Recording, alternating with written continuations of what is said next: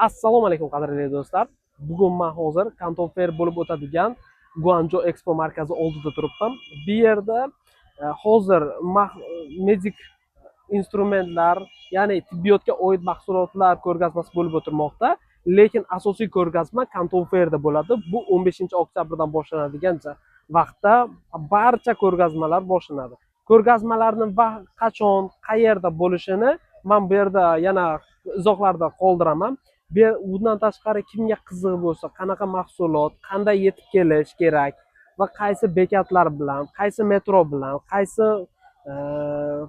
qayerdan kelish mumkinligini yana men sizlarga ko'proq ma'lumot beraman. Kartaga ursalaringiz bemalol kelaverasizlar. Kimga qiziq bo'lsa, yana qancha qiziqarli ma'lumotlar kerak bo'lsa, kommentariyada yozib qoldiringlar. Bu yerda o'zingizga kerakli mahsulotni toping va o'zimizda ishlab chiqarishni yo'lga qo'ying. Xayr, salomat bo'ling.